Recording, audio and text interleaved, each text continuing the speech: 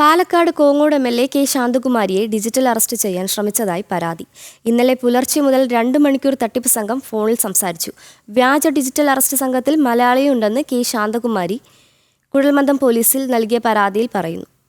പഹൽഗാം ഭീകരാക്രമണത്തിന്റെ പ്രതി ഉപയോഗിച്ചത് കെ ശാന്തകുമാരിയുടെ ഫോണാണെന്ന് പറഞ്ഞാണ് ഭീഷണിപ്പെടുത്തിയത്.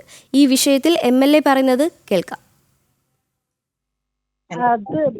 പണം തട്ടിപ്പിന്റെ അവിടെ ഒന്നും എത്തിയില്ല. പക്ഷെ അത് ആക്ച്വലി രാവിലെ ഒരു കോൾ വന്ന ഇവരിങ്ങനെ ഒരു നോർമൽ കോൾ വന്നിരുന്നു. വന്നിട്ട് ഇങ്ങനെ ATS എന്നാണ്, ആന്റി ടെററിസ്റ്റ് കോഡ് എന്നാണ് എന്റെ ഫോണിലേക്ക് വന്നിട്ട്. അതെ അതെ.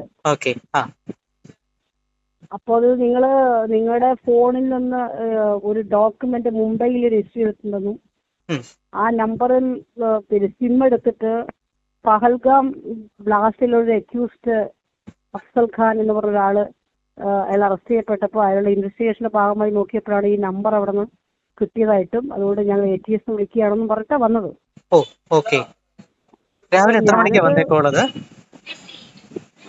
രാവിലെ ഒരു 10 മണിയാകുമ്പോ.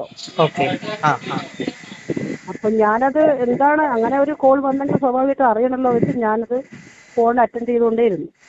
അപ്പൊ അവര് പറഞ്ഞു, നിങ്ങള് തിരുവനന്തപുരം ഹെഡ്ക്വാർട്ടേഴ്സിൽ നിന്ന് സൈബർ സെല്ല് നിങ്ങളെ വിളിക്കും എന്ന് പറഞ്ഞു. അപ്പൊ കുറച്ച് കഴിയുമ്പോഴത്തേക്ക് അതേ നമ്പർ കണക്ഷൻ കൊടുത്തിട്ട് അവിടുന്ന് ഒരു SI സുരേഷ് കുമാറാണ് സൈബർ സെൽ ഹെഡ്ക്വാർട്ടേഴ്സ് തിരുവനന്തപുരത്ത് വിളിക്കുന്നത് പറഞ്ഞു.